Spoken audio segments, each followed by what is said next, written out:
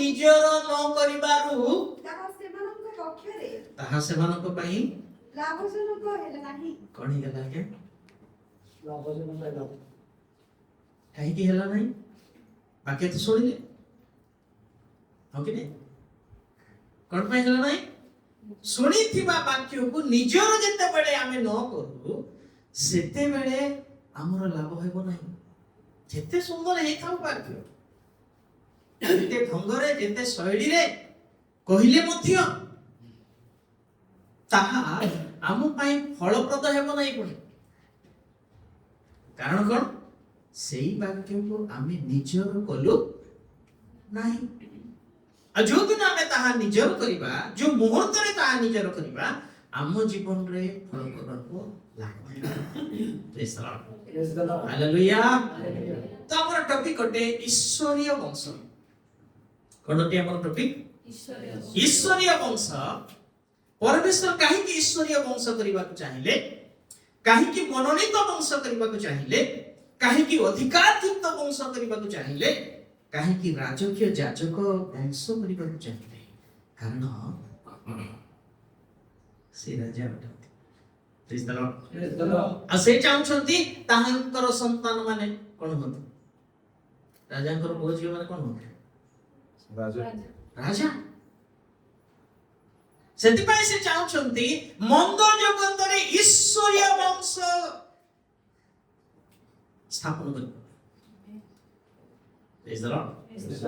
ଆଉ ସେ ଚାହୁଁଛନ୍ତି ଈଶ୍ୱରୀୟ ବଂଶ କେମିତି ନିର୍ମିତ ହେବେ, କେମିତି ଗଢି ଉଠିବେ, ତାହା ଆମେ ଆଦି ପୁସ୍ତକ 18-19 ପଢିଥିଲୁ। କେମିତି ହେବାର ଅଛି? ନ୍ୟାଯ୍ୟ ଜୀବନ କାଟିବାର ଅଛି, ଧାର୍ମିକ ଜୀବନ କାଟିବାର ଅଛି, ଈଶ୍ୱରଙ୍କ ପଥରେ ଚାଲିବାର ଅଛି।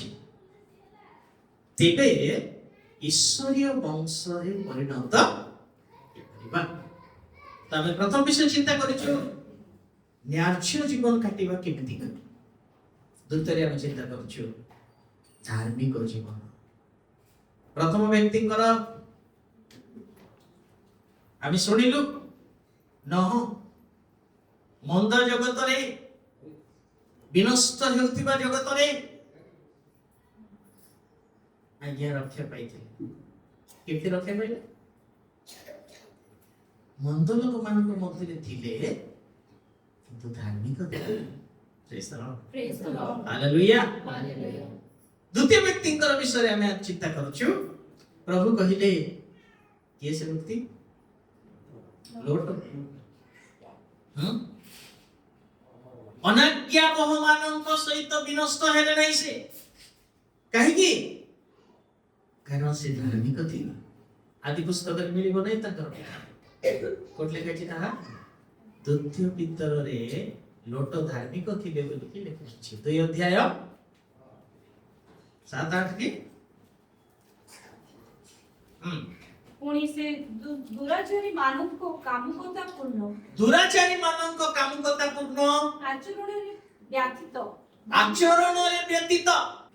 ଆଚରଣରେ ବ୍ୟତୀତ ଧାର୍ମିକ ଲଟଙ୍କୁ ଉଦ୍ଧାର କରୁ। ଧାର୍ମିକ ଲଟଙ୍କୁ ପ୍ରଭୁ ଉଦ୍ଧାର କରୁ।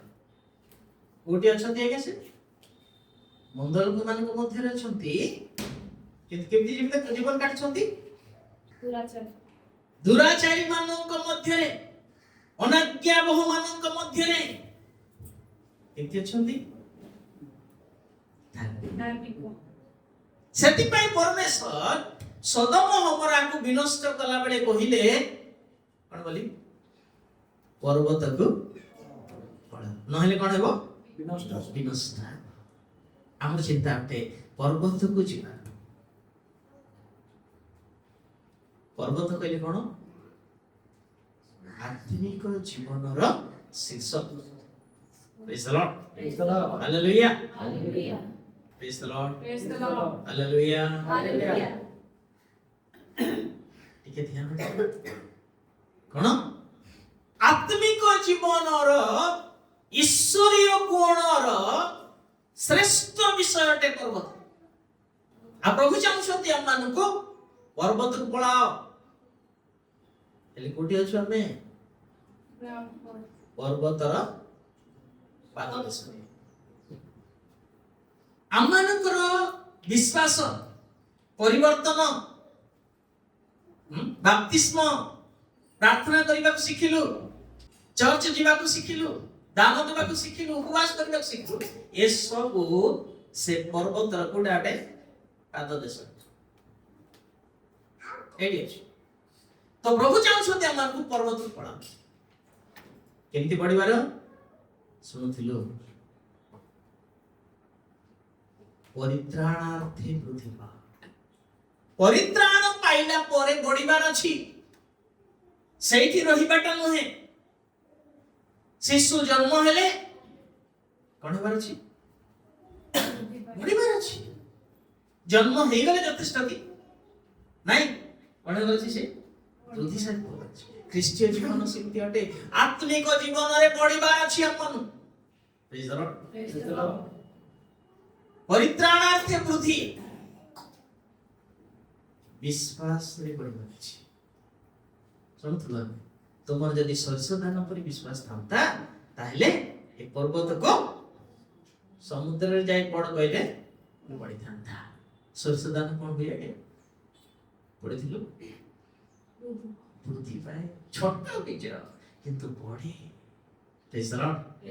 ହାଲେଲୁୟା। 2 ନମ୍ବର ଚିନ୍ତା କରୁଥିଲି, 2 ନମ୍ବର ପଏଣ୍ଟ କାହିଁରେ ବଡ? ସଦ୍ଗୁଣରେ। ସଦ୍ଗୁଣରେ ବଡ। ଆଜି କାଲି ଗତ ରବିବାର ଆମେ ଚିନ୍ତା କରୁଥିଲୁ ଜ୍ଞାନରେ ବୃଦ୍ଧି ପାଇବା, ସେଇ କଥା ଲେଖାଇଛି, ଆମେ ପଢିଥିଲୁ। ପଢନ୍ତୁ 2 ପିତର 3:18 ଲେଖାଇଛି। ବରଞ୍ଚ ଆମ୍ଭମାନଙ୍କ ପ୍ରଭୁ ଓ ତ୍ରାଣକର୍ତ୍ତା ଯୀଶୁଖ୍ରୀଷ୍ଟଙ୍କ ଅନୁଗ୍ରହ ତ୍ରାଣକର୍ତ୍ତା ଯୀଶୁଖ୍ରୀଷ୍ଟଙ୍କର ଅନୁଗ୍ରହ ଓ ଜ୍ଞାନରେ ବୃଦ୍ଧି ପାଅ। କାହିଁରେ ବୃଦ୍ଧି ପାଇବାର ଆଜ୍ଞା? ଜ୍ଞାନରେ। କେଉଁ ଜ୍ଞାନ? ଈଶ୍ୱରୀୟ ଆତ୍ମିକ। ସେଥିପାଇଁ ଗୋଟେ ପଦ ପଢିବା, ପଢିଥିଲୁ ଆମେ କଲୋସିୟ 1:10 ପ୍ରଥମ ଲାଇନ ଶେଷ ଯାଏ ପଢିଲି। ଜ୍ଞାନରେ ବୃଦ୍ଧି ପାଅ। ସମସ୍ତ ଆତ୍ମିକ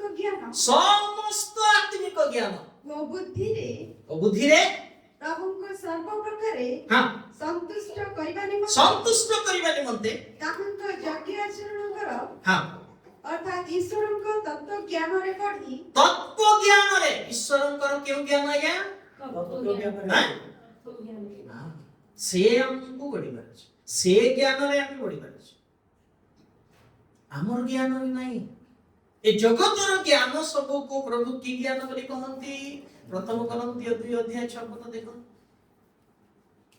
ଯେତେ ପାଣ୍ଡିତ୍ୟ ଲାଭ କରନ୍ତୁ, ଯେତେ ଫ୍ୟାକ୍ଟ୍ରି କରନ୍ତୁ, ଚନ୍ଦ୍ର ଗ୍ରହ ନାହିଁ, ସୂର୍ଯ୍ୟ ଗ୍ରହକୁ ମଧ୍ୟ ଯିବାର ଜ୍ଞାନ ଯାହା ପାଖରେ ଅଛି, ତଥାପି ଆମ୍ଭେମାନେ ପରିପକ୍ୱ ଲୋକମାନଙ୍କ ମଧ୍ୟରେ ଜ୍ଞାନର କଥା କହୁ, କିନ୍ତୁ ତାହା ଏହି ଯୁଗର ଜ୍ଞାନ ନୁହେଁ, କିମ୍ବା ଏହି ଯୁଗର ନଷ୍ଟକଳ୍ପ ନେତାମାନଙ୍କର ଜ୍ଞାନ ନୁହେଁ। କି ଜ୍ଞାନ? ତାମାନେ ପ୍ରଭୁ ଆମକୁ ଯୋଉ ଜ୍ଞାନ ଦେବା ପାଇଁ ଚାହୁଁଛନ୍ତି ଏ ସମସ୍ତ ଠାରୁ ଉଚ୍ଚ କୋଟିର ଅଟେ। Praise the Lord. Hallelujah. ସେଇ ଜ୍ଞାନ ପାଅ ବୋଲି ପରା କହୁଛନ୍ତି ଆମକୁ। ସେଇ ଜ୍ଞାନରେ ବୃଦ୍ଧି ପାଅ ବୋଲି ପରମେଶ୍ୱର ଆମକୁ ଶିଖାଉଛନ୍ତି। ମତେ ଈଶ୍ୱରୀୟ ଜ୍ଞାନ, ଆତ୍ମିକ ଜ୍ଞାନ କଣ ହେବାର ଅଛି? ବଢିବାର ଅଛି ଆଜ୍ଞା। ଈଶ୍ୱରଙ୍କ ବିଷୟରେ ଜାଣିଥିଲୁ ଯଥେଷ୍ଟ ନୁହେଁ। କଣ ହେବାର ଅଛି? ଏବେ ଆମମାନଙ୍କୁ ଜ୍ଞାନରେ ବଢିବାର ଅଛି। ଈଶ୍ୱରୀୟ ଜ୍ଞାନ, ଆତ୍ମିକ ଜ୍ଞାନ କହିବି ତହିଁରେ ଆମମାନଙ୍କୁ ବଢିବାର ଅଛି। ଜ୍ଞାନ କିଏ?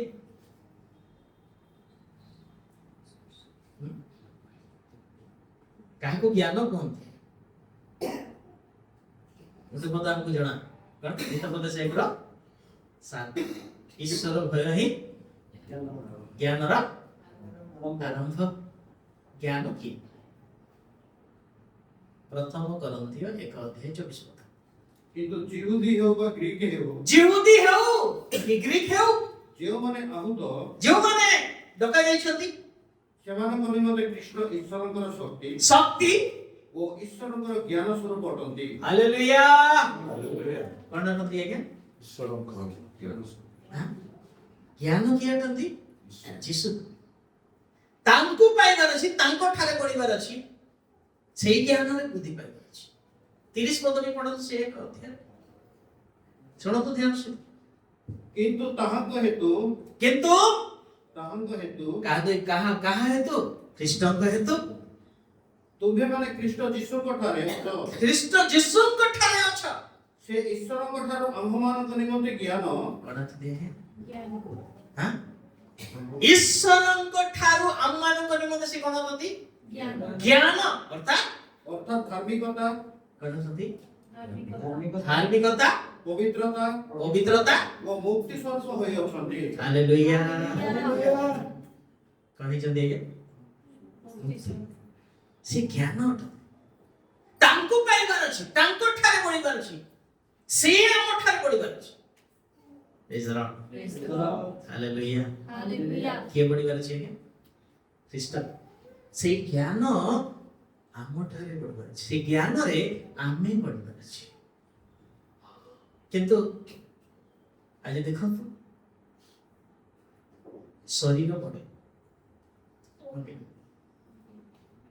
ଜଗତର ଜ୍ଞାନ ପଢେ, କିନ୍ତୁ ଈଶ୍ୱରଙ୍କର ଜ୍ଞାନ ନଥାଏ, କିଛି ଲାଭ ନାହିଁ।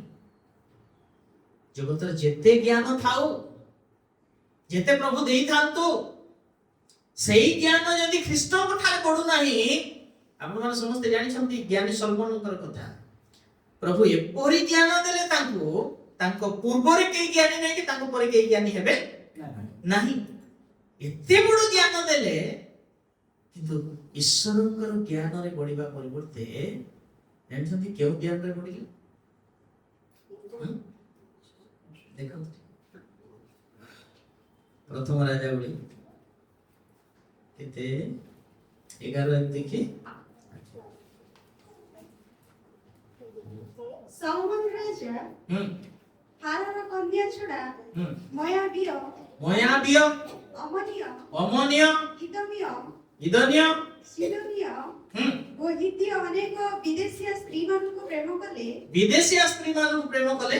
ଏହି ଗୋଷ୍ଠୀମାନଙ୍କ ବିଷୟରେ ସଦାପ୍ରଭୁ ଇସ୍ରାଏଲ ସନ୍ତାନମାନଙ୍କୁ କହିଥିଲେ, ତୁମେମାନେ ସେମାନଙ୍କ ମଧ୍ୟରୁ ଯିବ ନାହିଁ, କିମ୍ବା ସେମାନେ ତୁମମାନଙ୍କ ମଧ୍ୟକୁ ଆସିବେ ନାହିଁ, କାରଣ ସେମାନେ ନିଶ୍ଚୟ ଆପଣ ଦେବଗଣ ପ୍ରତି ତୁମମାନଙ୍କ ମନକୁ ବିପଥଗାମୀ କରିବେ। ସଲୋମନ ଏମାନଙ୍କ ପ୍ରତି ପ୍ରେମରେ ଆସକ୍ତ ହେଲେ। କାର ଜ୍ଞାନରୁ ପଢିଲେ? ପ୍ରଭୁ ପରା ତାଙ୍କୁ ଈଶ୍ୱରୀ ଜ୍ଞାନ ଦେଇଥିଲେ।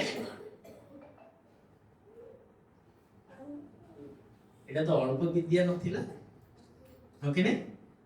ପ୍ରଭୁ ଦେଇଥିବା ବିଦ୍ୟା ଥିଲା, ପ୍ରଭୁ ଦେଇଥିବା ଜ୍ଞାନ ଥିଲା। କଣ ହେଲା ଅବସ୍ଥା? ଈଶ୍ୱରଙ୍କର ଜ୍ଞାନରେ ଯେତେବେଳେ ଆମେ ବଢୁନାହୁଁ, ତାହେଲେ ଆଉ ଗୋଟେ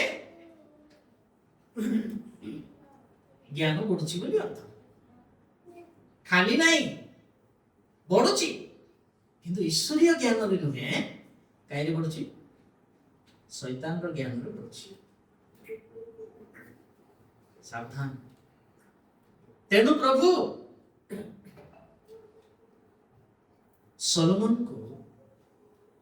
ସଲୋମନର ନାଁକୁ ଏଭ୍ରି 11 ଅଧ୍ୟାୟରେ ମତେ ପାଇଲି କହିଲେ ବିଶ୍ୱାସକାରୀ ପିତାମାନଙ୍କ ଲିଷ୍ଟରେ ତାର ନାଁ ନାହିଁ। ଏଡେ ଜ୍ଞାନୀ ଲୋକ, ତାର କଥା ଶୁଣିବା ପାଇଁ ପୃଥିବୀର ସମସ୍ତେ ଆସୁଥିଲେ, ତାର ସିଂହାସନକୁ ଦେଖି ସାଲ୍ୟୁଟ କରୁଥିଲେ। କି ଜ୍ଞାନ! କିନ୍ତୁ କଣ ହେଲା? ଖ୍ରୀଷ୍ଟଙ୍କ ଜ୍ଞାନରେ ନ ବଢିବା ଦ୍ୱାରା କାର ଜ୍ଞାନରେ ବଢିଲା? ବିଜାତୀୟ ସ୍ତ୍ରୀ ମାନଙ୍କର ବୋଲି ଲେଖା ହେଇଛି। ସେମାନଙ୍କୁ କିଏ ଗାଇଡ କରୁଥିଲା? ଶୈତାନ। ସେମାନଙ୍କୁ ମନା କରିଥିଲେ, ସେମାନଙ୍କ ମଧ୍ୟକୁ ଯିବ ନାହିଁ, ତୁମେ ସେମାନଙ୍କର କନ୍ୟା ଆଣିବ ନାହିଁ, ତମର କନ୍ୟା ତାଙ୍କୁ ଦେବ ନାହିଁ। ପ୍ରଭୁ ମନା କରିଥିଲେ। ବଡ଼ ଦୁଃଖର ବିଷୟ।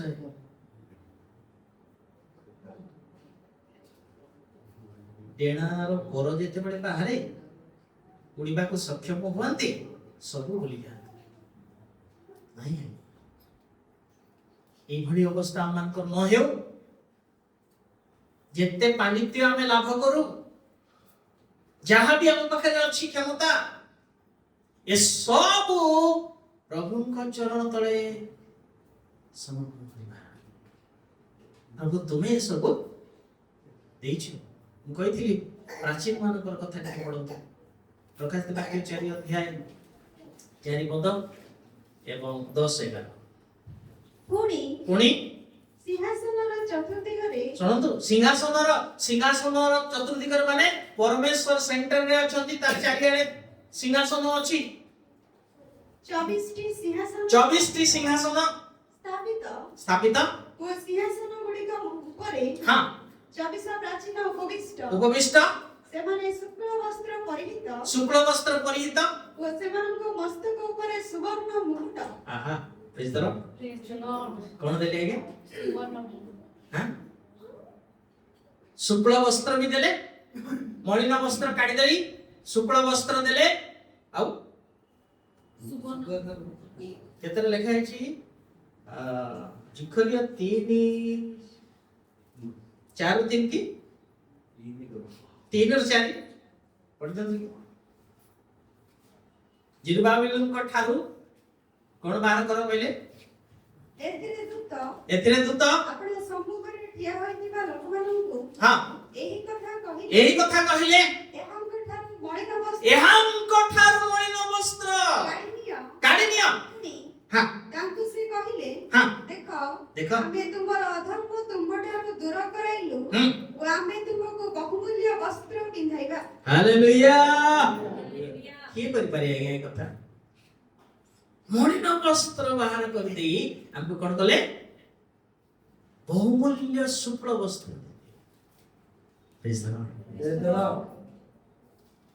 କଣ ପିତା? ମଳିନ ବସ୍ତ୍ର ଶୈତାନର ଗୁଣ ସ୍ୱଭାବ ଚରିତ୍ର ଅଭ୍ୟାସ ଅଟେ। ତାକୁ କଣ କରିଦେଲି ପ୍ରଭୁ? ଆଉ ଈଶ୍ୱରୀୟ ବଂଶର ସ୍ୱଭାବ ଗୁଣ ଅଭ୍ୟାସ ଚରିତ୍ର ଆମମାନଙ୍କୁ ପିନ୍ଧେଇବେ। ତାହା ଗୋଟେ ବସ୍ତ୍ର। ପ୍ରେଜ ଦ ଲର୍ଡ। ଆଉ ତାକୁ କଣ କୁହାଯାଏ? କେତେ ଲେଖା ହେଇଛି? 59 ପ୍ରକାଶିତ ବାକ୍ୟ।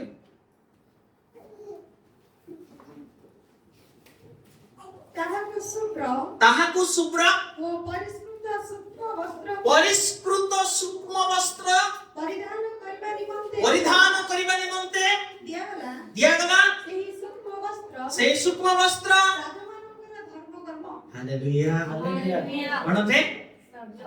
ଯୋଉମାନେ ମନ୍ଦ ସ୍ୱଭାବ ଗୁଡାକ ଛାଡି ଈଶ୍ୱରୀୟ ଗୁଣ ସ୍ୱଭାବକୁ ଧାରଣ କରନ୍ତି, ତାହାକୁ କୁହାଯାଏ ଧାର୍ମିକ ମାନଙ୍କର ଧର୍ମକର୍ମ, ଅର୍ଥାତ୍ ସାଧୁ ମାନଙ୍କର। ପ୍ରଭୁ ଆମଠାରେ କଣ ଆଶା କରୁଛନ୍ତି? ଏଇ ସ୍ୱଭାବ ଧାରଣ କରିବା ପାଇଁ ଆଶା କରିଛନ୍ତି। ଏଇ ସ୍ୱଭାବ ଆମମାନଙ୍କୁ ଦେଲେ। ଖ୍ରୀଷ୍ଟ ସେ ନିଜେ ଆମମାନଙ୍କର ବସ୍ତ୍ର ଅଟନ୍ତି। କେତେ ତାହା? ଏଫିସି କି ଗାଲାତି 3:27 କି ଦେଖିଲ ଟିକେ।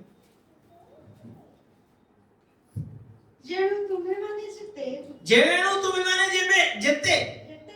ଯେତେ ଲୋକ ଖ୍ରୀଷ୍ଟଙ୍କ ଉଦ୍ଦେଶ୍ୟରେ ବାପ୍ତିଜିତ ହୋଇଅଛ, ତୁମେମାନେ ସମସ୍ତେ ଖ୍ରୀଷ୍ଟଙ୍କୁ ପରିଧାନ କରି। ହାଲେଲୁୟା। କାହାକୁ ପରିଧାନ କରିଛୁ ଆଜ୍ଞା? ସେ ଅଟନ୍ତି ଧାର୍ମିକ, ସେ ଅଟନ୍ତି ପବିତ୍ର, ସେ ଅଟନ୍ତି ନମ୍ର। ଏସବୁ ଆତ୍ମିକ ବସ୍ତ୍ର ଅଟେ। କେବେ କହିବ ଅନେକ ବସ୍ତ୍ର ଅଛି। ବଡ଼ ସ୍ୱାଦିଆ ହେଇଥିଲା ଲାଗେ ଏସବୁକୁ ଯେତେବେଳେ ଆମେ ଜାଣିବା। ପ୍ରେଜ ଦ ଲର୍ଡ। ହାଲେଲୁୟା। ପରମେଶ୍ୱର ସେମାନଙ୍କୁ ସିଂହାସନ ଦେଲେ, ଶୁକ୍ଳ ବସ୍ତ୍ର ଦେଲେ, ସିଂହାସନ ଦେଲେ, ଆଉ 3 ନମ୍ବର କଣ ଦେଲେ? ପ୍ରକାଶ 4:4 ସୁବର୍ଣ୍ଣ ମୁକୁଟ ଦେଲେ। ୟେସ୍। ଆଚ୍ଛା, ଏ 3ଟା କଥା ମନେ ରଖିଥାନ୍ତୁ। କଣ ଦେଲେ ପ୍ରଭୁ? ଶୁକ୍ଳ ବସ୍ତ୍ର ଦେଲେ, सिंहासन देले आउ सुवर्ण 10 पद पढ़ 10 11 कौन कले ସେତେବେଳେ 24 ପ୍ରାଚୀନ हाँ ସିଂହାସନ ଭବିଷ୍ଠ ବ୍ୟକ୍ତିଙ୍କ ଛାମୁରେ सिंहासन भविष्य व्यक्ति को छामुरे ଉଗୁଡ଼ ହୋଇ उबुड़ा हई ନିତ୍ୟ ଜୀବିତ ବ୍ୟକ୍ତିଙ୍କୁ ପ୍ରଣାମ କରନ୍ତି नित्य जीवित व्यक्ति को प्रणाम करंती ଓ ସିଂହାସନ ସମ୍ମୁଖରେ हाँ ଆପଣା ଆପଣା ମୁକୁଟ ଥୋଇ ଦେଇ थोड़ी दे कहंती ହେ ଆମମାନଙ୍କର ପ୍ରଭୁ हे अमंतर प्रभु ଓ ଈଶ୍ୱର ओ ईश्वर ତୁମେ ଗୌରବ तुम्हें गौरव ସମ୍ଭ୍ରମ संभ्रम ପରାକ୍ରମ ପାଇବାକୁ ଶୋଭାଜନ ଅଟ हालेलुया कौन कले गया मन हाँ तांको तो शुक्ल वस्त्र दिया गला सिंहासन दिया गला आ कौन दिया गला सुवर्ण मुकुट दिया गला कौन कले से माने बसिवा कथा कि आज्ञा प्रभु पुणी देइछंती ता अलगा लोकर कथा छाड़ प्रभु देइतिबा सिंहासन रे से माने बसुनांती प्रभु देइतिबा मुकुट रे से माने मुकुट को पिंदु नाहंती कौन कले बोले कहे 10 15 देखो भल ध्यान से अदर पढ़ो ସେତେବେଳେ 24 ପ୍ରାଚୀନ हां ସିଂହାସନ ଭବିଷ୍ଠ ବ୍ୟକ୍ତିଙ୍କ ଛାମୁରେ परमेश्वर को छामुरे ଉଗୁଡ଼ ହୋଇ कौन कले आज्ञा पूरा होई तमन सिंहासन बसचंती कौन कले लिखे छी पूरा होई उबुड़ षष्ठांश प्रणाम परमेश्वर को पाद माइन पड़ी प्रेज द लॉर्ड इस्लाम हालेलुया हालेलुया षष्ठांश प्रणाम उबुड़ माने लई पड़िबाटा नय सीधा छाट ही पड़ो ता माने कोठी बसबा कथा माने सिंहासन रे किंतु सिंहासन रे ना कोठी अछंती परमेश्वर को पाद तळे हां तापरे सेकंड ନିତ୍ୟ ଜୀବିତ ବ୍ୟକ୍ତିଙ୍କୁ ପ୍ରଣାମ କରନ୍ତି କରନ୍ତି ଓ ସିଂହାସନ ସମ୍ମୁଖରେ हां ଆପଣା ଆପଣା ମୁକୁଟ ଥୋଇ ଦେଇ କହନ୍ତି बस मुकुट कौन कले आज्ञा कोठी थइले प्रभु को पाद कौन कहले जेते बड़ उपाधि हम मानु को परमेश्वर दियंती ताहा ताहंकर महानता अटे praise the lord hallelujah hallelujah हमर व्यवहार केमते हेबा कथा ए प्राचीन मान प्रभु आमी सिंहासन रे बसिबार योग्य नहु आमी कोली बसिबार योग्य आपण पाद जाने आमी मुकुट पिंदिबा योग्य नहु प्रभु कोन पिंदिबा योग्य आपणकर पादर मुंड praise the Lord praise the lord hallelujah hallelujah आपण कले मुकुट पाद पाखरे रखी तांकर मथा मध्य पाद पाखरे सेटा ओटे षष्ठांश पर praise the Lord praise the lord hallelujah hallelujah किंतु हमर अवस्था टिके देखो हुए आंठे बेटा बहुत আছে प्रभु पाई टिके हाथ उठेबाटा कष्ट ताली मारिबाटा कष्ट केतेबेले षष्ठांश प्रणाम करियो जो आसन देइछंती केते छाड़ीबा अनुग्रह देइछंती भल इन कोन हेबार छै हमर व्यवहार ए सब पाइछु बोली दर्प नाही एमाने दर्प करबे कथा अरे परमेश्वरंकर सम्मुखरे चारि आडे सिंहासन रे बसिबा लोक माने कोन करछंती सिंहासन रे बुली आमी जो हमर मुंड आपनकर पादर किबा स्थान प्रेज द लॉर्ड की नम्रता देखो की भक्ति देखो की भय ख्रीस्टान मान जीवन रे अछि ए ज्ञान नाही बोली शैतान हमको ता आयत रे रखी पाप रे पकाई तार पाद तळे कच्चाडी रखिछि यदि ईश्वर आत्मिक ज्ञान थांता ईश्वरीय ज्ञान थांता ताहेले हमें ता दळरु बाहरी ईश्वरकर पाद तळे निजକୁ नत होता praise the lord hallelujah hallelujah मोर प्रिय माने आम्मानଙ୍କର जीवन पढिथिले कि नै बुझे ना जो प्राण आप पाखरे अछि एनिसंती किमतिटा हां आमी किमति अटु प्रार्थना में उच्चारण करते कि पढ दियो दीटा पढ आम्ही की मनुष्य की गीत संहिता 144 3-4 एक पद को भूलंतु नहीं मन रखता हे सदा प्रभु ମନୁଷ୍ୟ କିଏ ଯେ मनुष्य किए जे ତୁମେ ତାହାର ପରିଚୟ ନିଅ तुम्हें ताहार परिचय निया ମନୁଷ୍ୟ ସନ୍ତାନ ବା କିଏ ଯେ मनुष्य संतान बा किए जे ତୁମେ ତାହାକୁ ଗଣ୍ୟ କର तुम्हें ताहाକୁ गण्य करो ମନୁଷ୍ୟ ଅସାର ବସ୍ତୁ ତୁଲ୍ୟ मनुष्य सार वस्तु तुल्य ତାହାର ଦିନ ସବୁ ताहार दिन सबु ବହିଯିବା ଛାୟା ତୁଲ୍ୟ बोही जीवा छाया तुल्य पुणी मनुष्य केमती है क्या हाँ ऊपर लाइन ସାର ବସ୍ତୁ असार वस्तु असार वस्तु को केते जण साहित्यिक रखछन घर अळेला परे को जगह साहित्यिक रखछथि आज्ञा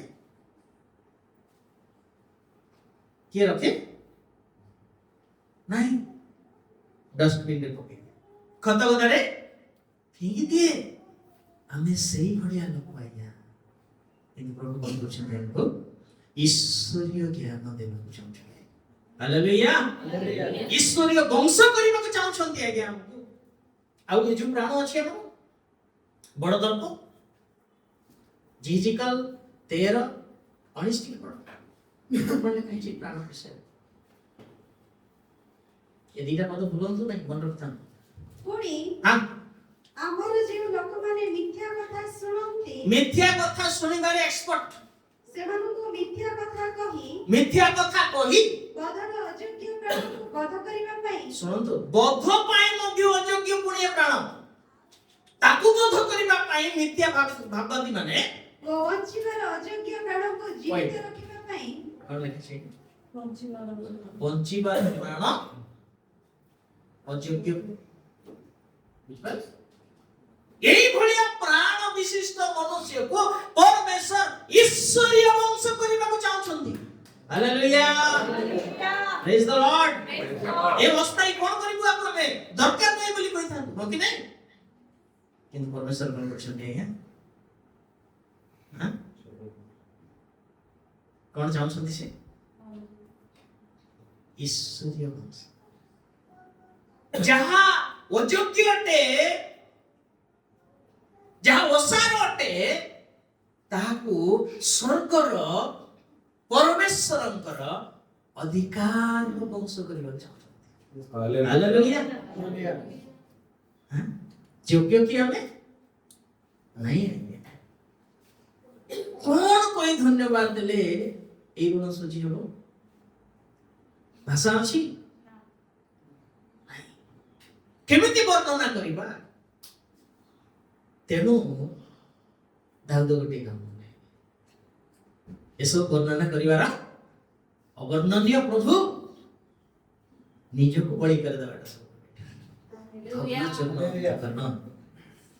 परमेश्वर निजको भांगी देले आज्ञा प्रभु रिजेक्ट कौन कहिथिले जानछथि नातन जेते बेले दाऊद भूल करा पर बत्सेबा पाखरे व्यभिचार कला परे गोटे शैली रे उदाहरण देके तांकु जेते बेले बुझेइले दाऊद भीषण रागी आपण कहले जानछथि निश्चय से मरिबो आ वाक्य लिखा है तमर वाक्य द्वारा तुम्हें निर्दोष तमर वाक्य द्वारा तुम्हें हना केमती बंचिले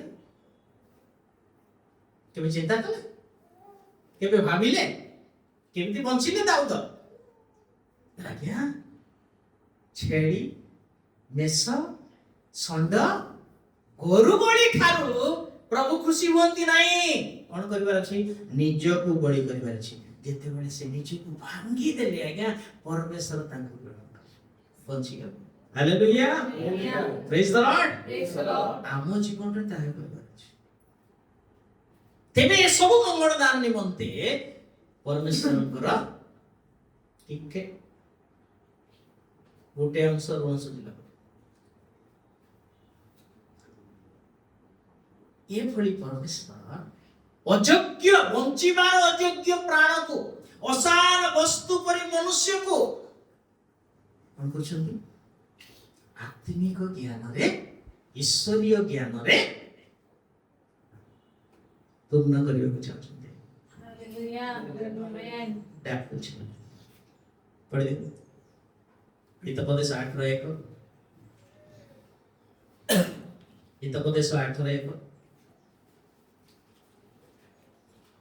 ଜ୍ଞାନ କଣ ଡାକେ ନାହିଁ, ଜ୍ଞାନ କଣ ଡାକେ ନାହିଁ, ବୁଦ୍ଧି କଣ ଉଚ୍ଚସ୍ୱର କରେ ନାହିଁ, ବୁଦ୍ଧି କଣ ଉଚ୍ଚସ୍ୱର କରେ ନାହିଁ। କିଏ ଡାକୁଛନ୍ତି? ଜ୍ଞାନ କିଏ କହିଲେ ଆମେ ପଢିଲୁ? ଯୀଶୁ। କଣ କରୁଛନ୍ତି? କଣ ପାଇଁ ଡାକୁଛନ୍ତି? ଆସରେ ବିରିୟାନୀ ଖାଇବାକୁ କହୁଛନ୍ତି। ହଁ ମାଥି 11:28 କେମିତି ଡାକୁଛନ୍ତି? ହଁ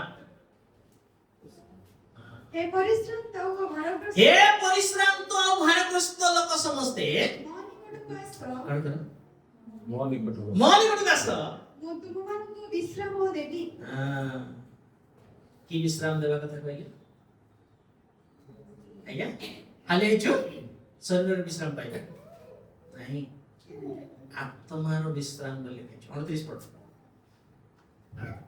ମୋହର ଜୁଆଳି ଆପଣା ଆପଣା ଉପରେ ଘେନ, ମୋହର ଜୁଆଳି ଆପଣ ଆପଣ ଉପରେ ଘେନ। ପୁଣି ମୋ ନିକଟରୁ ଶିଖ, କାହାଠୁ ଶିଖ?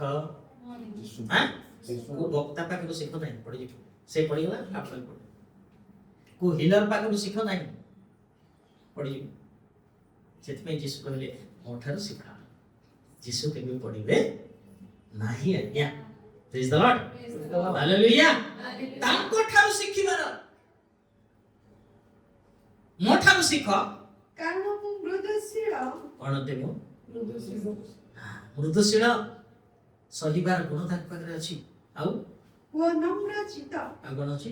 ନମ୍ରତା। ଦେଖ କଣ ନମ୍ରତା ଶିଖେଇଲେ ଆମକୁ? ସ୍ୱର୍ଗରେ ବାସ କରିବା ମଣିଷ ସ୍ୱର୍ଗର ସିଂହାସନକୁ ଛାଡ଼ିଦେଲେ, ଗୌରବ ଛାଡ଼ିଦେଲେ, ପିତାଙ୍କ ସହିତ ସୁସମ୍ପର୍କ କଟିଗଲା। କଣ ପାଇଁ? ମୋର ଏବଂ ଆପଣଙ୍କର ପରିତ୍ୟାଗ। ପ୍ରେଜ୍ ଦ ଲର୍ଡ, ହାଲେଲୁୟା। ଆଉ ଲେଖା ହେଇଛି ମନୁଷ୍ୟର ନିର୍ମାଣକାରୀ ପରମେଶ୍ୱର ମନୁଷ୍ୟ ମାନଙ୍କର ସେବା କରେ। ଏଟା ବି ତାଙ୍କର କଥା। କିନ୍ତୁ ଆମେ କଥାରେ ଖାଲି କହୁ ନାଇଁ, କାର୍ଯ୍ୟରେ ହେବାର ଅଛି। କଥାରେ ନାହିଁ, ପ୍ରଭୁଙ୍କର ବାକ୍ୟ କାର୍ଯ୍ୟ। ଆମ ପ୍ରତିଟି ବିଷୟ, ପ୍ରତିଟି ଶବ୍ଦ କାର୍ଯ୍ୟକାରୀ ହେବା ଦରକାର। ସେଥିପାଇଁ ଯୀଶୁ ଗୋଟେ କଥା, ପବିତ୍ର ଆତ୍ମା ଗୋଟେ କଥା କହିଲେ, କର୍ମ ବିନା ବିଶ୍ୱାସ ହଁ ନା? ଆପଣଙ୍କର କର୍ମ ବିନା ପ୍ରେମ ମଧ୍ୟ ବୃଥା, ମୃତ। ଆପଣଙ୍କର ସେବା ମଧ୍ୟ ମୃତ। ଯାହା ବି ଅଛି ତାହା କର୍ମରେ ପରିଣତ ହେବାର ଅଛି। ତେବେ ତାହା ଜୀବିତ, ତେବେ ତାହା ପ୍ରଭୁଙ୍କ ନିକଟରେ ପହଞ୍ଚେ। କଥାରେ ନାହିଁ, କାର୍ଯ୍ୟରେ କଥାରେ ନାହିଁ, ଆମଙ୍କର କାର୍ଯ୍ୟରେ ତାହା ପରିପ୍ରକାଶ କରିବାର ଅଛି। ପ୍ରେଜ୍ ଦ ଲର୍ଡ। ତାପରେ ଆଉ ତୁମେମାନେ ହଁ ଆପଣ ଆପଣ ଆତ୍ମାରେ ବିଶ୍ରାମ ପାଇବ। କୋଉଠି ପାଇବ କହିଲେ ଆଜ୍ଞା? କିନ୍ତୁ ଆମେ କୋଉଟା ଖୋଜୁଛୁ? ଶରୀର। ରବିବାର ଦିନ ହେଲେ ଆମ ବିଶ୍ରାମ ଦିନ। ଯେହେତୁ ମାନଙ୍କର ଶନିବାର ଥିଲା ନାଇଁ, ସେଦିନ ଛୁଟି ତ କରିବୁ। କଣ ପାଇଁ? ୟେସ୍ କରିବ, ମଜା ମଜଲିସ୍ କରିବ। ଯଦି ସେଦିନ କ୍ରିକେଟ ଥିବ ଛାଡ଼, କାମ ଧାମ ସବୁ ବନ୍ଦ। ଯଦି ସେଦିନ ତାଙ୍କର ଦେଖିବା ଗୋଟେ ସିରିଏଲ ଥିବ, ପାଗଳ, ତରକାରୀ ପୁଡ଼ି ଯାଉ ଚଳିବ।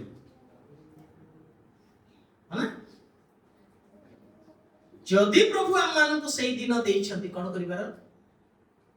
ଆତ୍ମାର ବିଶ୍ରାମ ପରମେଶ୍ୱରଙ୍କ ଠାରେ ଖୋଜିବାର। ପ୍ରେଜ୍ ଦ ଲର୍ଡ, ହାଲେଲୁୟା। ପ୍ରଭୁଙ୍କ ପାଇଁ ଟିକେ ସମୟ ବାହାର କରନ୍ତୁ। ଗୋଟେ ଦିନ ଯୋଉ ସୁଯୋଗ ଦେଇଛନ୍ତି, ହାଲି ହେଇଗଲେ ଶୋଇପଡେ, ଯା ସରିଲା। ସେଥିପାଇଁ ବିଶ୍ରାମ ଦିନ, ସେଥିପାଇଁ ବିଶ୍ରାମ ପାଇବାର ନା। କଣ ପାଇଁ ତାହେଲେ? ଆତ୍ମାରେ ବିଶ୍ରାମ ପାଇପାରୁଛି। ଜାଣିଛନ୍ତି କାହିଁକି ଅନ୍ୟମାନେ ବିଶ୍ରାମ ପାଇପାରିଲେ ନାହିଁ? ସେମାନଙ୍କର ଅବାଧ୍ୟତା ସକାଶୁ, ସେମାନଙ୍କର ହୃଦୟ କଠିନ ସକାଶୁ ସେମାନେ ବିଶ୍ରାମରେ ପ୍ରବେଶ କରିପାରିଲେ ନାହିଁ। ଏଭଳି ପଢନ୍ତୁ 3 ଅଧ୍ୟାୟ ସେ ସବୁ ଲେଖା ହେଇଛି। 3-4 ଅଧ୍ୟାୟ। ମୋ ପ୍ରିୟମାନେ, ପ୍ରଭୁ ଆମକୁ ଶରୀରରେ ବିଶ୍ରାମ ନାହିଁ, ଆତ୍ମାରେ ବିଶ୍ରାମ ଦେବା ପାଇଁ ଡାକୁଛନ୍ତି। କିଏ ଡାକୁଛି? ଜ୍ଞାନ। ଜ୍ଞାନ କିଏ? ପ୍ରେଜ୍ ଦ ଲର୍ଡ, ହାଲେଲୁୟା। କିନ୍ତୁ ଆଜି ଶୁଣୁନାହାନ୍ତି ଲୋକେ। ହିତୋପଦେଶ 1 ଅଧ୍ୟାୟ 20 ପଦରୁ 23।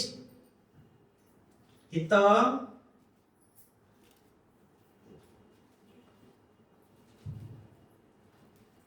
ଜ୍ଞାନ ରାସ୍ତାରେ ଉଚ୍ଚ ସ୍ୱରରେ ଡାକଇ କଣ କରୁଅଛି ଏକେ ଜ୍ଞାନ?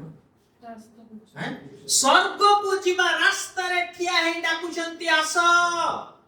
ଉଚ୍ଚ ସ୍ୱର କରୁଛନ୍ତି। ଆଜି ଦିନେ ବନ୍ଦ ହେଇଯିବ ଏ ସ୍ୱର, ତା ପୂର୍ବରୁ ଫେରି ଯିବାଟା ସବୁ ଭଲ।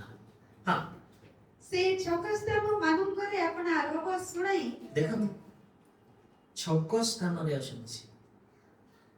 ସେ ଛକ ଗୋଟେ ନର୍କକୁ ଯିବ, ଆଉ ଗୋଟେ ସ୍ୱର୍ଗକୁ ଯିବ।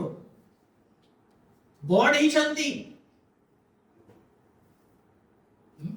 ଡାଇରେକ୍ସନ। ଛକ ସ୍ଥାନରେ ସେ ଠିଆ ହେଇ କଣ କରୁଛନ୍ତି? ଆସ।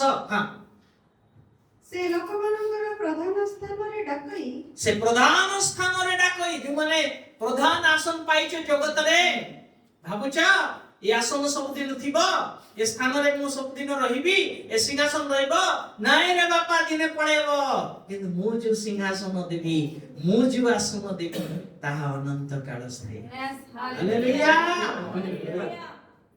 ସେଥିପାଇଁ ସେ ଡାକୁଛନ୍ତି, ଆସ। ନଗର ଦ୍ୱାରର ପ୍ରବେଶ ସ୍ଥାନରେ କି ଟେଷ୍ଟି ଅଟେ ଜାଣିଛନ୍ତି? ନଗର ଦ୍ୱାରର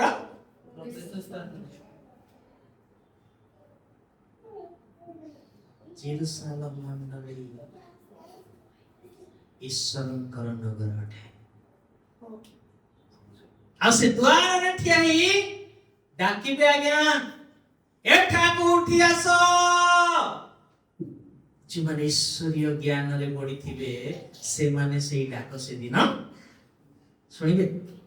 ଆଉ ଆଜି ବି ସୁଯୋଗ ଦେଇଛନ୍ତି, ତମେ ଏଇ ବାକ୍ୟ ଶୁଣିକି ଫେରି ଆସ। ପ୍ରେଜ୍ ଦ ଲର୍ଡ, ହାଲେଲୁୟା। ନେକ୍ସଟ, ଓ ନଗର ମଧ୍ୟରେ ନଗର ମଧ୍ୟରେ ଆପଣା ବାକ୍ୟ ଉଚ୍ଚାରଣ କରି କହଇ ମଣ୍ଡଳୀରେ। ଆଜି ନଗର ମାନେ କଣ? ପଢିଦେ ସେ ପଦ ଟିକେ। 21 ଅଧ୍ୟାୟ ପ୍ରକାଶିତ ବାକ୍ୟର 1-3 ପଢ। 2 ର ମଧ୍ୟ ଲେଖା ହେଇଛି, ଦେଖିବେ କେତେ ଲେଖା ହେଇଛି? 21 ଅଧ୍ୟାୟ 2 ରେ। ହଁ, ନଗର ମାନେ ଲେଖା ହେଇଛି କି? ପୁଣି ପବିତ୍ର ନଗରୀ ପବିତ୍ର ନଗରୀ। ନଗର ଶୁଣୁଛନ୍ତି ତ? ନଗର, ପବିତ୍ର ନଗରୀ, ଅର୍ଥାତ୍ ନୂତନ ଜେରୁସାଲେମକୁ ନୂତନ ଜେରୁସାଲେମ ଅଟେ ନଗରୀ।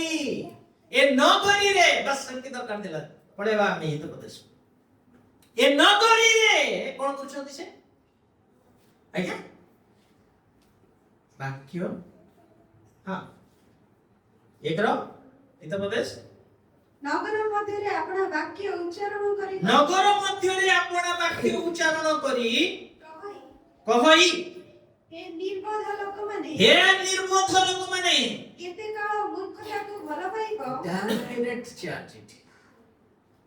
ଓକେ, ହଁ,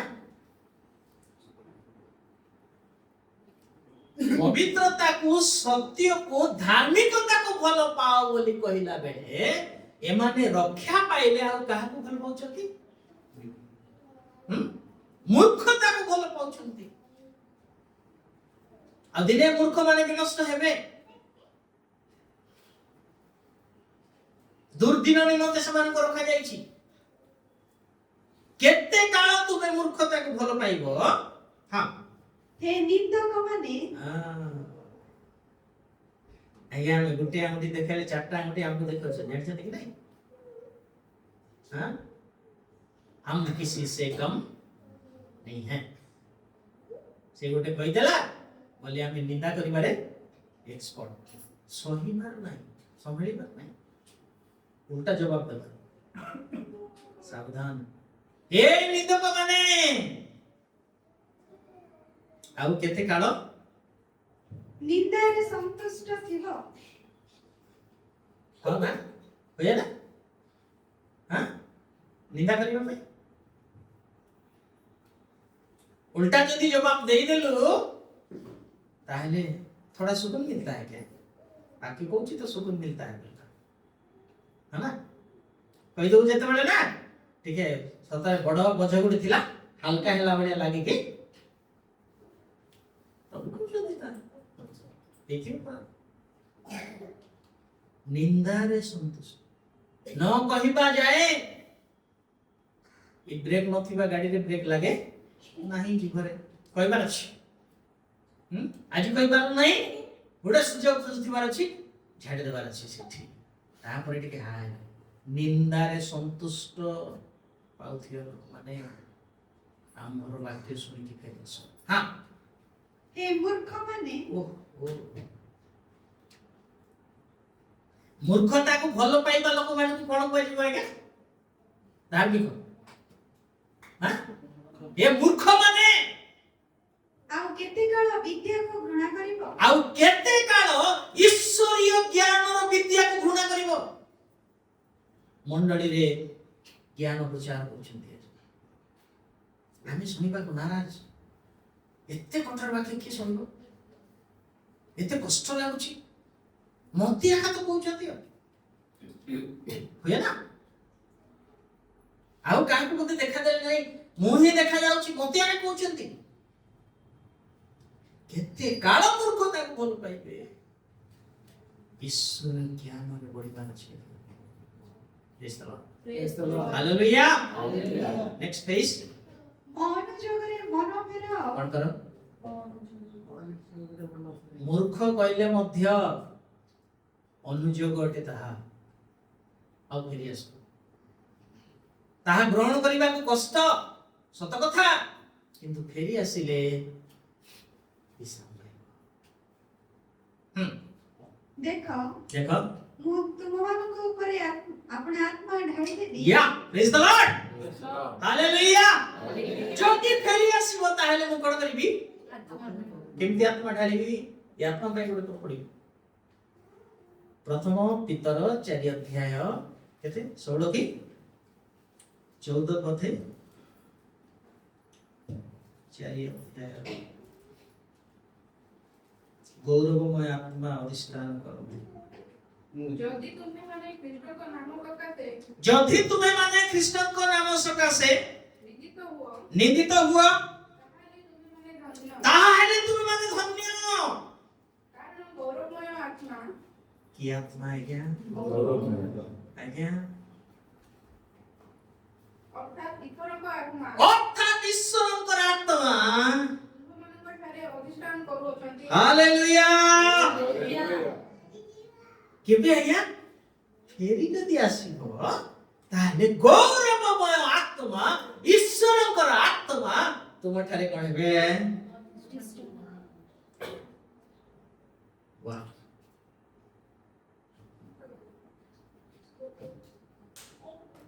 तबदेश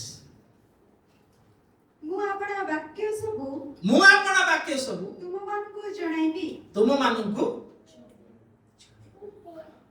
कौन कर मोर डाक सुन फेरी आस जो मैंने सुनिबे नहीं सेई एक अध्याय हितोपदेश तांको जीवन रे मध्य आसीबो आज्ञा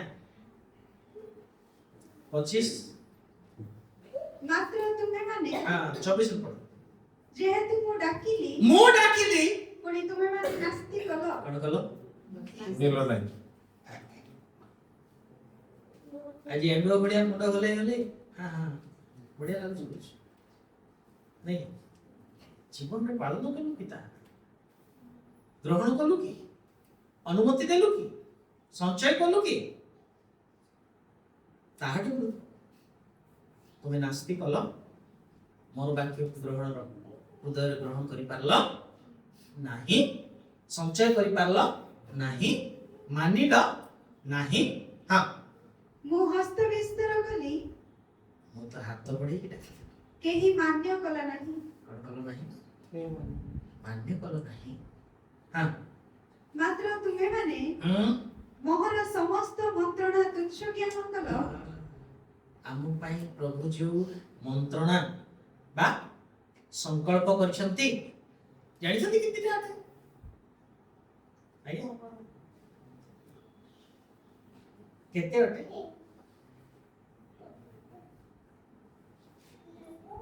जेरेमिया 29:11 की आज जोड़े काढन तो गीत संहिता 139 ର 17 ठीक कहली 11 किंबा 9 हेथिबो କାରଣ ସଦାପ୍ରଭୁ କହନ୍ତି कारण सदा प्रभु कहंती ତୁମମାନଙ୍କ ପକ୍ଷରେ ଆମ୍ଭେ तुम्भମାନଙ୍କ पक्षरे आम्हे ଯେ ସକଳ ସଂକଳ୍ପ କରିଅଛୁ जे सकल मंत्रणा करियछु संकल्प करियछु ତାହା ଆମ୍ଭେ ଜାଣୁ ताहा आम्हे जानिछु तमे पर्यंत बुझी परिबो नाही ତୁମମାନଙ୍କ ଅନ୍ତିମ କାଳରେ तुमମାନଙ୍କର शेष काଳରେ ତୁମମାନଙ୍କୁ ଭରସା ଦେବା ନିମନ୍ତେ तुमମାନଙ୍କୁ भरोसा देबा निमंते ଏସବୁ ଅମଙ୍ଗଳର ନୁହେଁ से सब अमंगलर मंत्रणा नुहे ମଙ୍ଗଳର ସଂକଳ୍ପ ଅଟେ हालेलुया ये सब जदी हरै देबा आज्ञा के दाई हबो यीशु दाई हबो हमको परित्राण कर पारले हमको स्वर्ग को नहीं पारले ना हां कि ये सब तो दाई करबा के कला ये सब हमने संकल्प को घृणा करू আজি शरीर रे बहुत काटे मन रे बहुत बाधे तीर मारला भलिया छुरी मारला भलिया पिस्तौल मारला भलिया वाक्य जो माने एई वाक्य को निजर करंती नाही अंतिम काल रे समानकर दशा भय भयंकर नरकर जाई अनुताप कले आउ थरे फेरी आसीबार सुयोग नाही केबे सुयोग अछि कोन भाई ए शरीर ठारु प्राण अलगा हेबा पूर्वरु जदि हमें परिवर्तन ही प्रभुकर वाक्य को ग्रहण करि त अनुसार चलिलु हम मानकर आत्मा नरक को जीव नाही रक्षा पाई स्वर्ग राज्य के लिए praise the lord hallelujah next सरला गीत संहिता 139 17 18 देखो कि संकल्प केते संकल्प संकल्प पाई ताकर मंत्रणा पाई हे परमेश्वर आहुरी तुम्हारा संकल्प सकल मो प्रति किपरि बहुमूल्य तहिर संख्या किपरि अधिक तहिर संख्या किपरि अधिक प्रभु मु से सब गणना करबाकू गले मु से सब जति गणना करबाकू जीवी ताहा संख्या रे बालुका अपेक्षा अधिक केते अपेक्षा अधिक हां बालुका अपेक्षा गोटे गामला आपन को बाली दिया गला केते दिन रे गणी कहिबे गणी सरेबे बेसी नहीं गोटे गाम गोटे गामला तब बुद्धि जीना के दिन रे गणी ଆଇ ତ ସରିଯିବ ଆଜ୍ଞା आइस शरीर छाड़ आ कोन बनाइबो गोटे गामला बोली लेखा है नहीं गोटे तीन चकिया डाला उठ बोली लेखा है नहीं पिकअप बोली लेखा है नहीं आ कोन अछि हाइवा बोली लेखा है नहीं आज्ञा बालू का अपेक्षा अधिक केबे चिंता करू केबे भाबी करते परमेश्वर मो पाई जा मंत्रणा करिसंती संकल्प करिसंती केते बोली भाबुछन सेति पय मु कहथि स्वर्ग रे आज्ञा कोरोना विषय किछि नथि आज देखिले हां एटा मु काली देखि बोलला बढिया नथिबो प्रति मुहूर्त रे नूतन सेति पय सब बडे अहरह परमेश्वरंकर धन्यवाद हालेलुया हालेलुया हां जानिछथि ई सब विषय को काई कहउछथि एथि पाई प्रभु कहली आश्चर्य मोर ज्ञान रे पढ़ा ज्ञान रे प्रतिभा आत्मिक ज्ञान प्राप्त हुआ प्रेज द लॉर्ड काहा को सुयोग देले पढ़े थी ठीक है पता काहा को सुयोग देले हां ଅସାର ବସ୍ତୁ କାହାକୁ ଏ ସୁଯୋଗ ଦେଲେ ବଞ୍ଚିବାର ଅଯୋଗ୍ୟ ପ୍ରାଣ ଏଇଭଳିଆ ମନୁଷ୍ୟକୁ କେମିତି ସଂକଳ୍ପ ରଖିକି ଡାକିଛନ୍ତି ଆଜ୍ଞା କେମିତି ସଂକଳ୍ପ କେତେ ବାଲୁକା ଅପେକ୍ଷା ଓ ପ୍ରେଜ୍ ଦ ଲର୍ଡ ହାଲେଲୁୟା ଆଉ ଜାଣି ଶୁଣି ଆଜ୍ଞା ସେଥିର ଅଧିକାରୀ ହେବା ପାଇଁ ଏ ଜଗତର ଅଭିଳାଷା ମୋହମାୟାରେ ଚାଲୁଛନ୍ତି ଚାଲନ୍ତୁ କାହିଁକି ନରକରେ ତ ସେସବୁ ମିଳିବନି ନା କଣ ମିଳିବ ଯନ୍ତ୍ରଣା ହିଁ ଯନ୍ତ୍ରଣା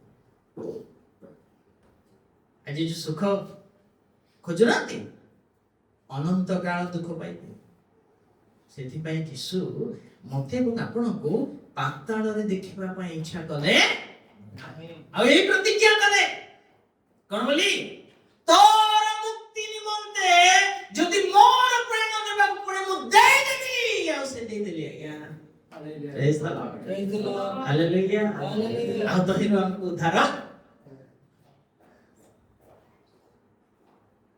କେମିତି ଧନ୍ୟବାଦ ଦେଲେ ଋଣ ଶୁଝି ହବ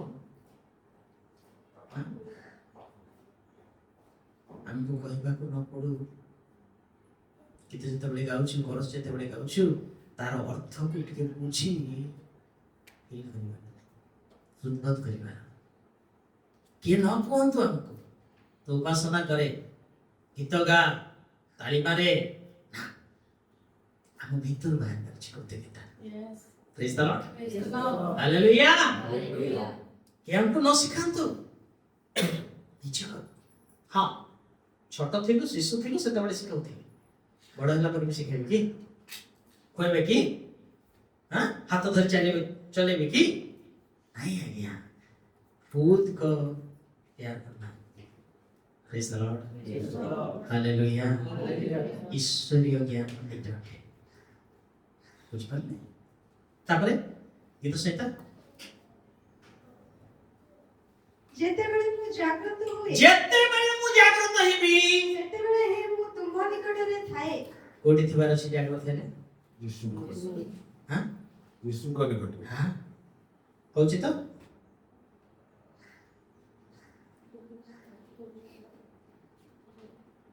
सही को निद भांगिले केम विषय मन रे आसी प्रभु कथा मन पडुची ना हो का कथा मन पडुची तोर बर हे कि नित्य काम सरे कि दौड़ू टाइम ही गला लेट रे उठली एमती करबा सेठी करबा उठी ठीक धन्यवाद प्रभु को प्रशंसा प्रभु को सानिध्य परा मो पई तुमे बालुका अपेक्षा अधिक संकल्प करियछ धन्यवाद देवर नहीं आज्ञा कृतज्ञ होते मते पालन कर अछि praise the lord hallelujah hallelujah इता प्रदेश सेठी आमे अछि ମାତ୍ର ତୁମେ ମାନେ ମୋହର ସମସ୍ତ ମନ୍ତ୍ରଣା ତୁଚ୍ଛ ଜ୍ଞାନ କଲ ପୁଣି ମୋହର କୌଣସି ଅନୁଯୋଗକୁ ଚାହିଁଲ ନାହିଁ ଅନୁଯୋଗକୁ ଚାହିଁଲ ନାହିଁ ଶୁଣନ୍ତୁ ପଏଣ୍ଟ ଆଜି ଆପଣଙ୍କର ଗୁରୁଜନ ବାପା ମା ମଣ୍ଡଳୀର ପାଳକ ଯେତେବେଳେ ଅନୁଯୋଗ କରୁଛନ୍ତି ଏ ଜ୍ଞାନ କରନ୍ତୁ ନାହିଁ ତାହା ଆଗକୁ ଆମ ପାଇଁ ବିପଦ ଅଛି ବୋଲି କି ଚେତନା ଦଉଛନ୍ତି ସାବଧାନ ହୁଅନ୍ତୁ ନହେଲେ ଜୀବନ ସାରା କାନ୍ଦିବେ ଜୀବନ ସାରା ନାହିଁ ଅନନ୍ତ କାଳ ସାରା କେହି ରକ୍ଷା କରିବେନି ସେଠି ଯୀଶୁ ଯିବେ ନାହିଁ ସେଠି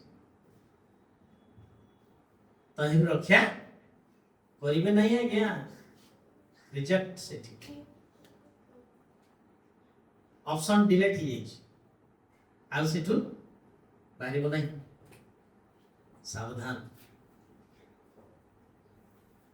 ତାହାଙ୍କର ଅନୁଯୋଗକୁ ଶାସନକୁ ଅବହେଳା ନ ଗ୍ରହଣ କରିପାରିବ ସ୍ୱାଦରେ ଗ୍ରହଣ କର ପ୍ରଭୁ ମୋ ପାଇଁ ଯାହା କରିଛ ମଙ୍ଗଳ ପାଇଁ କରିଅଛି ଅମଙ୍ଗଳ ପାଇଁ କିନ୍ତୁ ଆମେ କ'ଣ କରୁ ବିରକ୍ତି ହେଉ ଅଧିକା କହିବାର ଥିଲା କାରଣ ତତେ ପ୍ରେମ କରୁଛନ୍ତି ଆଉ ପ୍ରଭୁ ଯାହାକୁ ପ୍ରେମ କରୁଛନ୍ତି କଣ କରନ୍ତି ପୁଣି ଶାସନ କରନ୍ତି ପଢିଦେ ଏମିତି 12:5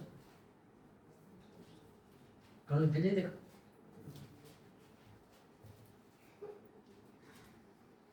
ଆଉ ପୁତ୍ରମାନଙ୍କ ପରି ତୁମମାନଙ୍କ ପ୍ରତି ଉକ୍ତ ଏହି ଉତ୍ସାହ ବାକ୍ୟ ଭୁଲିଅଛ ଉତ୍ସାହ ବାକ୍ୟ ଭୁଲିଅଛ ହେ ମୋର ପୁତ୍ର ହେ ମୋହର ପୁତ୍ର ପ୍ରଭୁଙ୍କ ଶାସନକୁ ଲଘୁ ଜ୍ଞାନ କର ନାହିଁ କଣ ନାହିଁ ଆଜ୍ଞା ଜ୍ଞାନ କରନ୍ତୁ। ଏତେ ହାଲକା ଭାବରେ କେମିତି କହୁଛୁ କିଛି ତ କାରଣ ଅଛି ଆଉ ଗୋଟେ ବିଷୟ ମନେ ରଖିଥାନ୍ତୁ ଆଇବକୁ ଜଣା ନାହିଁ ଆଇବର ଶରୀର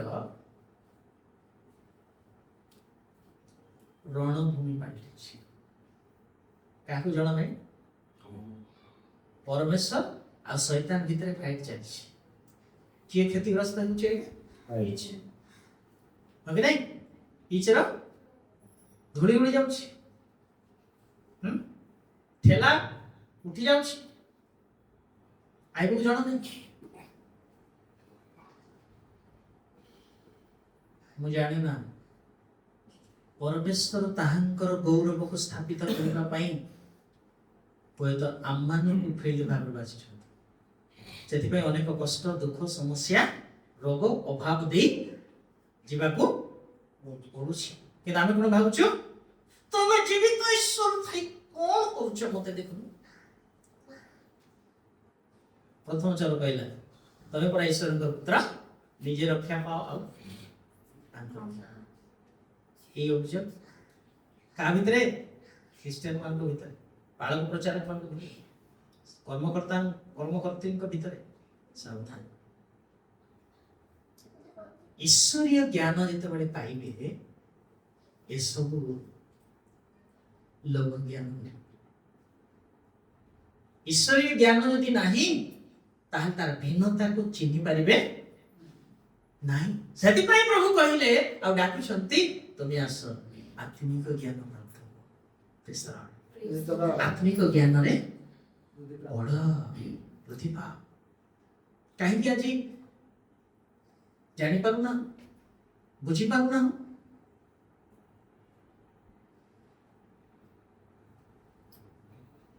ଭାଇକୁ ଏତେ ପରିସ୍ଥିତି ଦେଇକି ଗଲେ କଣ ଭରସାର ବାକ୍ୟ କହିଲେ ଟିକେ ଶୁଣ 19:25-26 ଆଇବ ଠିକ କହିଲ ଟିକେ ଦେଖ ଏଇଠି ଆସିବା ଏମିତି ଆସିବା ଆଇବ ମାତ୍ର ମୁଁ ଜାଣେ ଯେ ମହାର ମୁକ୍ତିକର୍ତ୍ତା ଜୀବିତ ମହାର ମୁକ୍ତିକର୍ତ୍ତା କେମିତି ଅଟନ୍ତି ଆଜ୍ଞା ଜୀବିତ ଅଟନ୍ତି ଓ ଶେଷରେ ସେ ପୃଥିବୀ ଉପରେ ଠିଆ ହେବେ ଶେଷରେ ସେ କୋଉଠି ଠିଆ ହେବେ ପୃଥିବୀ ଉପରେ ଠିଆ ହେବେ ପୁଣି ପୁଣି ମହାର ଚର୍ମ ଏହି ରୂପେ ବିନଷ୍ଟ ହେଲା ଉତ୍ତାରେ ହେ ମୁଁ ମାଂସ ବିହୀନ ହୋଇ ପରମେଶ୍ୱରଙ୍କୁ ଦେଖିବି ହାଲେଲୁୟା ବୁଝିପାରିଲେ କି ହାଡ଼ ଆକା ଥିବ ନାଇଁ ଆଜ୍ଞା ଚର୍ମ ନଥିବ ମାଂସ ନଥିବ ବୋଲେ କଣ ଥିବ ଆଉ ହାଡ଼ ଖାଲି ହାଡ଼ରେ ହିଁ ଦେଖିବୁ ହାଡ଼ ବି ନଥିବ ଏସବୁ ମାଟିରେ କଣ ତାହା ରୂପାନ୍ତରିତ ଶରୀରରେ ହାଲେଲୁୟା କାହିଁକି ଦେଖିବେ ରୂପାନ୍ତରିତ ଶରୀରରେ ସେ ଦେଖିବେ ସେଥିପାଇଁ କହୁଛନ୍ତି ଏ ଚର୍ମ ଆଉ ମାଂସ ବିନଷ୍ଟ ହେଲେ ମୁଁ କଣ କରିବି ମୋର ସୃଷ୍ଟିକର୍ତ୍ତାଙ୍କୁ ଏଇ ଆଶା କରନ୍ତୁ ଆଜ୍ଞା ଏ ଶରୀର ଯାହା ଚାହୁଁଛି ତା ପଛରେ ଧାଆନ୍ତୁ ନାହିଁ ଈଶ୍ୱର ଯାହା ଚାହୁଁଛନ୍ତି ତା ପଛରେ ଧାଇଲେ ମୁଁ ଏବଂ ଆପଣ ରକ୍ଷା ଏ ବ୍ରିକ୍ ଟିକେ ଯିବା ଟଚ୍ କରିକି ଆସନ୍ତା ରବିବାର ଦେଖିବା କିମ୍ବା ତାହା ଦ୍ୱାରା ଅନୁଯୋଗ ପ୍ରାପ୍ତ ହେଲେ ତାହା ଦ୍ୱାରା सेई कार्य तुमको जो शासन करा होउची सेई शासन द्वारा तुमे अनुयोग प्राप्त हेले କ୍ଲାନ୍ତ ହୁଅ ନାହିଁ। कोन हो नहीं क्या କ୍ଲାନ୍ତ ହୁଅ ନାହିଁ। हैं କ୍ଲାନ୍ତ ହୁଅ ନାହିଁ। सत आमे एते क्लांत जे आज्ञा टिके प्रार्थना कर दिया तो आज भल लाग नहीं हाँ? कौन पिता क्लांत आपनकर विश्वास केते पड़े मोर विश्वास केते पड़े आम विश्वास रे आमे युद्ध करिबा नै कि प्रभु देइछंती केबे व्यवहार करिबा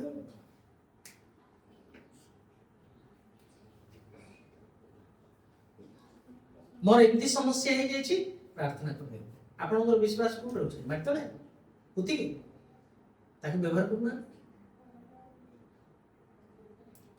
कोन देया क्लांत आ ए प्रेयर टावर को से वक्ता पाखु तम पाखरे डायरेक्ट परमेश्वर अछंती डायरेक्ट कथा कहि दियो भाया मीडिया तिर कहि जाउछन काई केमती फील करछन प्रभु बहुत दूर रे अछंती प्रभु बोले मोर कथा सुनिबे नै एई भलिया मनोभाव काई कि अछि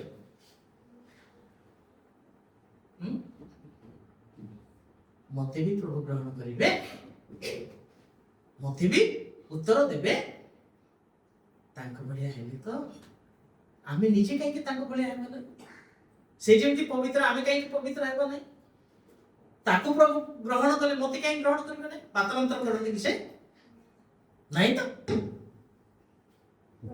प्रेज द लॉर्ड तापरे କାରଣ ପ୍ରଭୁ ଯାହାକୁ ପ୍ରେମ କରନ୍ତି कौन करते हैं सुनत पॉइंट प्रभु जाके प्रेम करंती ତାହାକୁ ଶାସନ କରନ୍ତି ताहाको शासन करंती ପୁଣି ଯେଉଁ ପୁତ୍ରକୁ ସେ ଗ୍ରହଣ କରନ୍ତି कौन करंती ତାହାକୁ ପ୍ରହାର କରନ୍ତି। प्रभु का काटिबो काटिबो निके काई की प्रहार करछंती तते ग्रहण करना प्रेज द लॉर्ड सेति पई प्रहार करूछंती जानिछंती एने प्रभु दास करथि सब बेले 95 98 मार्क आने पर सब पिलाटा से दिन भूल समस्त मास्टर एडा देखंतु पापुली रे बाटे किंतु ए 95 98 आने वाला को तोर हाथ इति करबो याडे बाटे किंती लागे भाई हां एते जंतुना मते काई की मु केबे भी भरोसा कर नथिली आशा कर नथिलु तू खेलु सेटा तो बाटे प्रेज द लॉर्ड तामाने आमे जे गोटे आत्मिक जीवन रे बढ़िबा जाउछु परमेश्वर सेते बेले हमन को ग्रहण करबा निमंते प्रहार करंती ए विषय को भूलंत नै बुझबाले हम जीवन जत्ते सब कष्ट समस्या दे जाउछु हम प्रभु कोन करछन तार अर्थ ग्रहण करछु के आमे कोन भाबुछु मुते आगे जंतु ना आसी बैठिला मुई क्लेश दी जीवन थिला आ के ना कि ना कोन एते करूची जे उत्तर मिलु नै ओके अभिमान आसे राग आसे नहीं हम तो ग्रहण करूछंती बोली से हम तो ग्रहण प्रेम करूछंती बोली शासन ताको मानिबा लोक ईश्वरीय ज्ञान पाखरे अछि यदि से मानु नाही ताले ईश्वरीय ज्ञान को ज्ञान अछि शैतान को ज्ञान फुट फुट के भरा है से तो बाहर अछि प्रभु ग्रहण करिबे हम जीवन को आत्मिक ज्ञान रे वृद्धि करिबे साहाय्य प्रभु ताको वाक्य रे सेवा